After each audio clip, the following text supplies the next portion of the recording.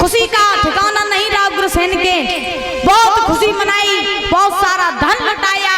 इधर धीरे धीरे वो बालक बड़ा हुआ। उग्रसेन ने गुरु गर्गाचार्य जी को बुलाया। गुरु गर्गाचार्य जी को बुला करके उस बालक का नामकरण संस्कार करवाया। तो गुरु गर्गाचार्य जी ने जब उस बालक की हस्तरेखा को देखा तो परीक्षित महाराज हस्तरेखा को देख करके गर्गाचार्य जी ने खुले शब्दों में कह दिया, सुनो उग्रसेन, ये तुम्हारा बेटा तो है लेकिन बड़ा होकर के बड़ा अत्याचारी होगा, पापी होगा, राक्षस जैसी प्रवृत्ति होगी, संत महात्माओं को खूब सताएगा, सब गलत काम करेगा, तुम्हारी सेवा नहीं करेगा। इसीलिए हम इसका नाम रख रहे हैं कंस। कंस नाम रख दिया। अच्छा, जैसा कि मैं रोज बताती हूँ कि जब बालक जन्म लेता है ना तो पहले के जमाने में राजा महाराजा संतों के द्वारा नामकरण संस्कार करवाते थे। और अगर आज के जमाने की बात करी जाए तो आज के जमाने के संत महात्मा कौन है? बच्चे की मौसी। बच्चे की मौसी। आजकल बच्चा जन्म न ले पाता से पहले मौसी नाम सोच लेती कि हम अपने लल्ला को नाम जुदारी हैं। मॉडल जमाना है तो महाराज नामों काट काट के आगे ही कर दे जात। एक समय की बात बताएं, कछु कहू चाहूं?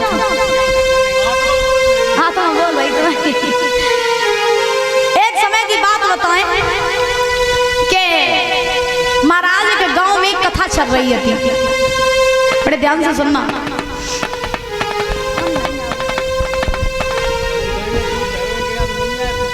एक गांव में कथा चल रही थी।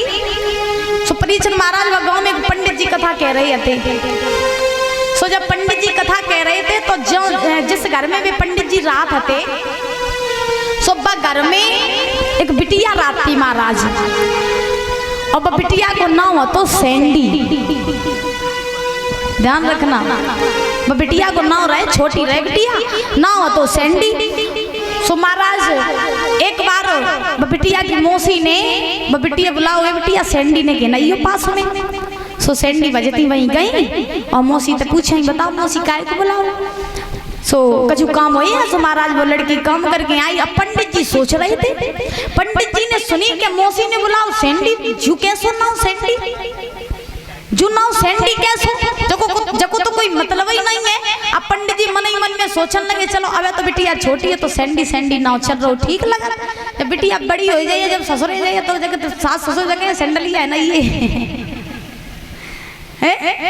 अब तो छोटी है तो चलो सैंडी नाम लेवे में अच्छो लगा। लेकिन जब बड़ी हो जाए तो जगह नाम सैंडी अच्छो नहीं लगी। अब पंडित जी ने बिटिया अपने पास में बुलाओ।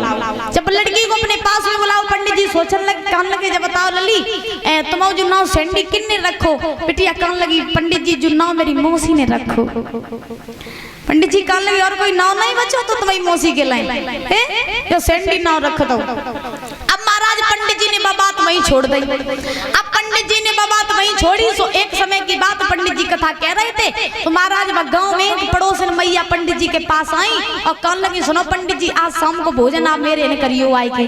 तो पंडित जी कहने लगे, चलो ठीक करिए आई के। सो शाम जैसे ही कथा प्रारंभ करी पंडित जी ने, कथा प्रारंभ करके मंच से नीचे आए और नीचे आए के शाम का समय हुआ। पंडित जी नहीं मैया घरे भोजन करवे काजे चले। और जो भोजन करवे काजे चले तो महाराज लाल पीले वस्त्र पहने रहे। सो जो चले सो द्वारे पे कुतिया बनी रहे। सो पंडित जी को देख के वह कुतिया भौंकन लगी। अब जो वह कुतिया भौंकन लगी सोई परीक्षित महाराज अंदर से आवाज आई, ए राधिका चुप हो जाओ, जब पंडित जी ये भोजन करवे काजी आए। अब बताओ महाराज कुतिया को नाम का दद्दा राधिका। अब पंडित जी भीतर गए, महाराज चारपाई पे बैठिए जाएगी। अब पंडित जी मन ही मन में सोचने लगे, बताओ जाको नाम सैंडी रखवो चाहिए तो बाको नाम राधिका, जो नाम राधिका रखवो चाहिए तो बाको नाम सैंडी। जाके नाम ते राधा नाम लेने से भवसागर से पार होते हैं व्यक्ति और बेई राधा साकरन में बंधी भौंक रही है। इसीलिए कहा जाता है कि आजकल नामों ऐसे ऐसे रखे जाते जिनको कोई मतलब ही नहीं होते, जिनका कोई महत्व ही नहीं होता है। पहले के हमने कल परसों बताया था कि पहले के नाम होते थे, किसी का रामदास, श्यामलाल और ऐसे नाम होते थे। तो जैसे अजामिल था वो कितना बड़ा पापी था, अपने नाम नारायण रखा। नारायण नारायण बुलाता था और जब मरा तो नारायण कह के मरा। देखो मुक्ति हुई कि नहीं हुई? इसीलिए कहा जाता है नाम रखो तो सोच समझ के रखो, ठीक है? बोली वृंदावन बिहारी लाल की। आज श्री सुखदेव जी समझा रहे हैं राजन परीक्षित, गुरु गर्गाचार्य जी ने उस बालक की हस्तरेखा को देखा, खुले शब्दों में कह दिया, सुनो उग्रसेन ये तुम्हारा बेटा तो जरूर है, लेकिन बड़ा होकर के बड़ा अत्याचारी होगा, पापी होगा, अधर्मी होगा, और जब ये मारा जाएगा तो स्वयं से मारने के लिए भगवान श्री हरि नारायण आएंगे। इतना कह करके गुरु गर्गाचार्य जी वहां से चले गए। धीरे धीरे समय व्यतीत हुआ, कंस जो था वो बड़ा हुआ। जब कंस बड़ा हुआ तो महाराज कंस की प्रवृत्ति राक्षसों जैसी हो गई।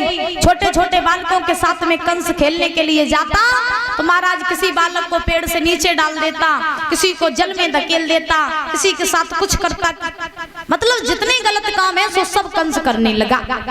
इधर कंस धीरे धीरे धीरे धीरे बड़ा हुआ, बड़ा यहाँ तक हुआ कि विवाह के योग हो गया कंस। तो जैसे बड़ा हुआ तैसे अत्याचार करने लगा। संत महात्मा अगर यज्ञ में आहुति डालते तो यज्ञ नहीं करने देता, संत महात्माओं को सताता, समाधि नहीं लगाने देता। एक बार उग्रसेन ने कंस को अपने पास बुलाया और उग्रसेन ने कंस को पास में बुला करके जवाब दिया, सुनो कंस, जितने मथुरा के वासी हैं वो तुमसे बड़े ही परेशान हैं और तुम ये जो अत्याचार करते हो ना, ये अत्याचार करना छोड़ दो, क्योंकि तुम एक राजा के बेटा हो और जब राजा का ही बेटा बिगड़ जाएगा तो फिर प्रजा क्या करेगी? है कहा जाता है जब घर का मुखिया ही बिगड़ जाए तो फिर छोटों का क्या होगा? परीक्षित महाराज, जब घर का मुखिया ही बिगड़ जाए तो फिर घर के बाकी सदस्यों का क्या होगा? और ध्यान रखना, घर का जैसा बड़ा सदस्य चलेगा वैसे ही छोटे लोगों के अंदर संस्कार आएंगे। आज इधर उग्रसेन ने समझाया, कंस ये तुम जो पाप करते हो ये पाप करना छोड़ दो, क्योंकि तुम एक राजा के बेटा हो, जब राजा का ही बेटा पाप करने लगेगा तो फिर प्रजा क्या करेगी? कंस ने जवाब दिया, है पिताजी, हमें लगता है कि बुढ़ापे पे तुम्हारी बुद्धि बूढ़ी हुई, बुद्धि भी तुम्हारी खराब हो गई, तुम हमें ज्ञान बता रहे हमें। हम वही करते हैं जो हमें अच्छा लगता है, हम अपने मन की करते हैं, किसी की मानते नहीं है। देखो तुमने बहुत दिन हुई है राज्य करते करते, अब तुम राज्य करने को कोई उम्र नहीं रही, ऐसा करो राज्य पाठ हमें दे दो, अब तुम वन में जाओ और वन में जाए के भजन करो, और ना होवे तो तुम जाओ जाए के महल में आराम करो, राज्य न तुम करो। उग्रसेन कहने लगे, कैसी बातें कर रहा है तू? कंस कैसी बातें कर रहा है? कंस बोला, हम ठीक बातें कर रहे, राज्य पाठ हमें दे दो, अब तुम राज्य करने के लायक नहीं रहे। उसी समय महाराज कंस उग्रसेन से बहस करने लगा।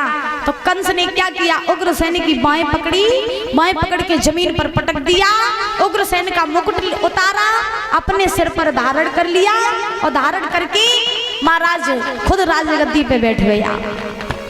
कंस राजगद्दी पे बैठा, सेनापतियों से कहा, सेनापतियों मेरे बाप को ले जाओ, ले जाए के कारागार में डाल दो, बहुत राज्य कर लो, अब इनके आराम के दिन आए गए, ले जाओ इन्हें। तो सेनापति ने पकड़ के उग्रसेन को महाराज मथुरा के कारागार में डाल दिया।